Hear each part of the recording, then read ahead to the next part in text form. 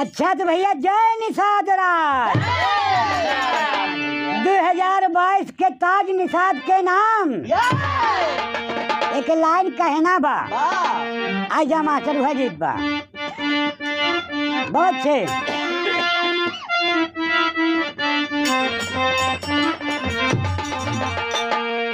अरे अब तक बहुत छल किनारे हमें पौआ पियाए के, अब तक बहुत छल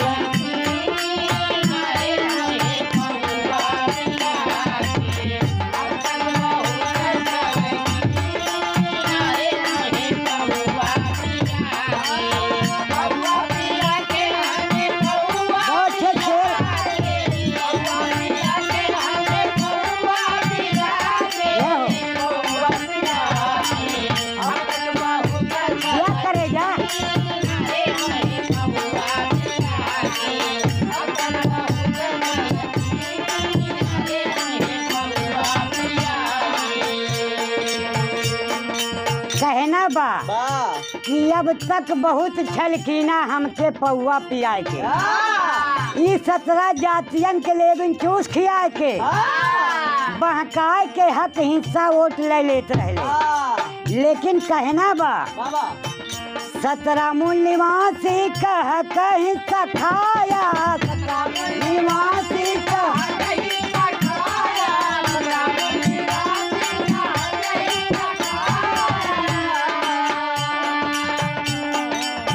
अपना तो खाया या औरों को खिलाया, अपना तो खाया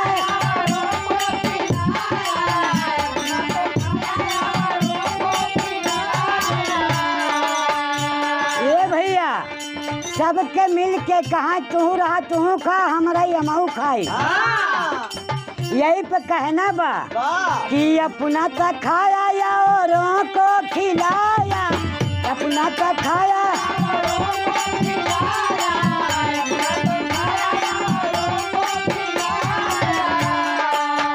हमारे साथे निके नान करे भैया। कैला तू काम बड़ घिनो नारे हम पौआ पिया के, कैला तू काम बड़ घिनो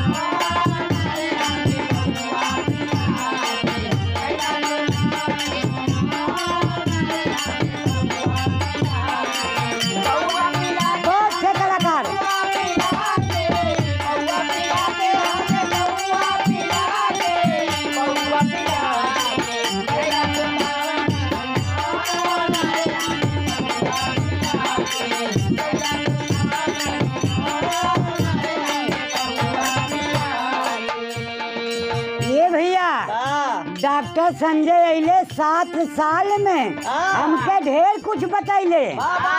कहना लाइन गीत के माध्यम से शोषित समाज के ज्ञान के बात बा एक समझा और दुल्हनियों के समझावा। यही पे कहना बा डॉक्टर संजय अले आई करके जगैले, डॉक्टर संजय अले आई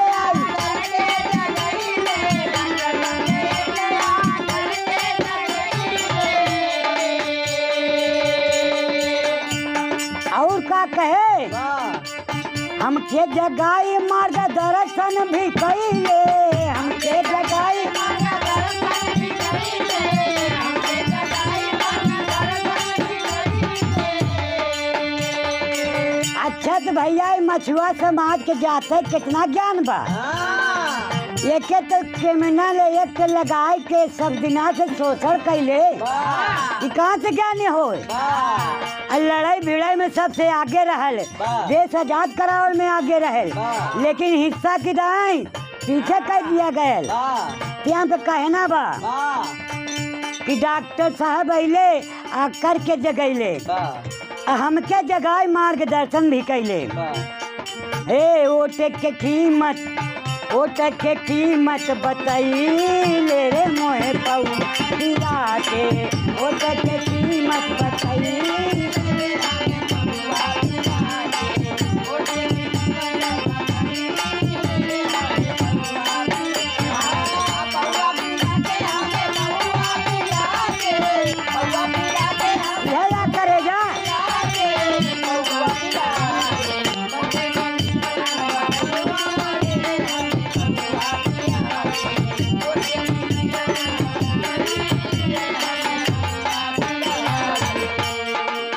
अच्छा तो भैया केथौ बरे हमका बोलैबा अगर ना कुछ कहबा तो कुछ न आई।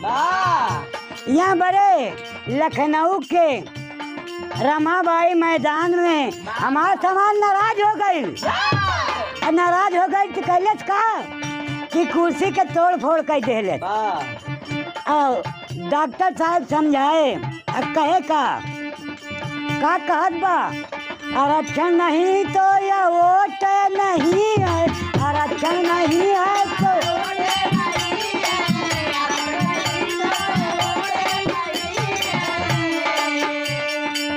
जग जाहिर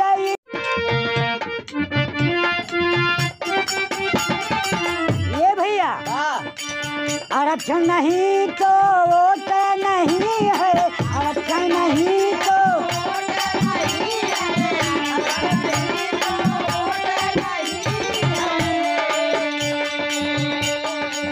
जग जाहिर इतिहास यही है, जग जाहिर इतिहास यही है, जग जाहिर इतिहास यही है। ये भैया यहाँ बड़े कहना बा कि जग जाहिर इतिहास यही है, जे हमारा सम्मान करे ओके सम्मान हम करब। यही पे कहना बा जग जाहिर इतिहास यही है, जग जाहिर इतिहास यही है, जग जाहिर इतिहास यही है।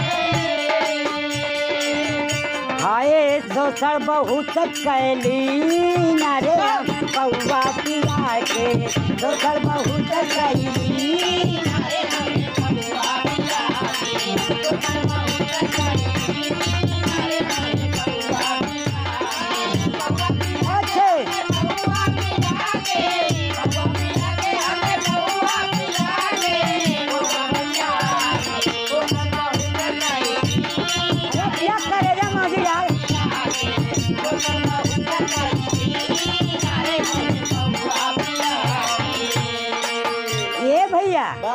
अच्छा तो भैया गरीब का मसीहा दुनिया बनेला, हम गरीबन के हक दिलाइब।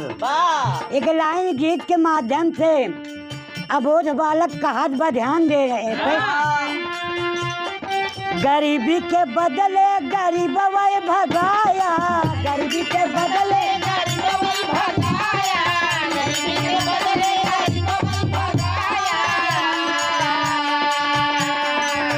अच्छा तो एक ही बताओ भैया हरे कि क्यों कहा था कि हम गरीब के न हक देबे, सब के वही गरीब के हिस्सा दे ही। लेकिन बने के बाद में का कैलन कि सब आपस में बांट के खाए लागे। गरीबी के बदले गरीब वही भगाया, गरीबी के